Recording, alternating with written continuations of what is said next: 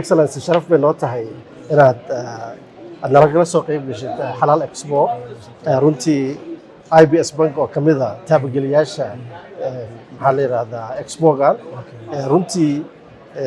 waxaan aragnaa maanta wax badan oo indhaheena cajabiye shirkado fara badan oo isugu jira kuwa ka soo jeeda East Africa kuwa ka soo jeeda Soomaaliba runtii sidaad noo soo sharaftay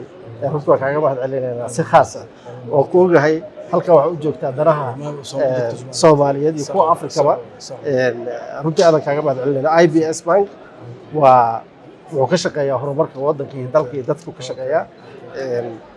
howlahan oo dhanna aad u taabageliyaa oo uga shaqeeyaa sidii aan runtii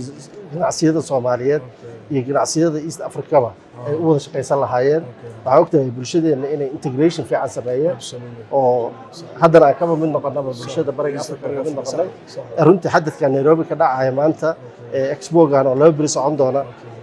indhahaaga soo aragtay maanta aad baa u daashay runtii IBS wuxuu ka shaqeeyaa horumarka dalkeena iyo dadkeena iyo ganacsiyadeena waa bangi isaga dhan bayskiisa yahay sharci compliance yahay runtii 10 sano jirsanay hadda shaqo aad u ballaaran soo qabanay iyadoo laga aqoon maxaa la yiraahdaa real estate Soomaaliya iyo apartments ayaan bilawnay ilaahay farxadiis waxa amaanta in the whole country uu dhismaayo oo Soomaalidu waxa fiican isaga daydaan hawshaas ayaan wadnaa hadda waxaan uga sii gudubnay in infrastructure-da waaweyn u gudubno maalgelino maxaa la kaabayaasha dhaqaalaha haday noqon lahayd dekadihii beerihii waxyaalahaas inaan maalgelinaan bilawnay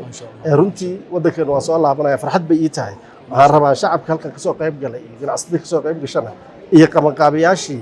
runtii inaan si gooni ugu mahadceliyo Ambassador Jibriil oo runtii har iyo habeen u taagan horumarinta dalkiisa iyo dadkiisana si gooni aan ugu mahadcelinayaa waan inaan saaxiib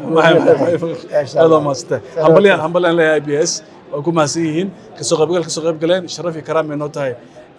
inay ka mid yihiin ganacsiga maanta ku soo bandhigaya ganacsigooda magaaladan Nairobi waxaan u rajaynaynaa guul iyo barwaaqo u rajaynaynaa dadaalka ay wadaan inay ummadda u adeegaana waxaan leeyahay inay sii kordhiyaan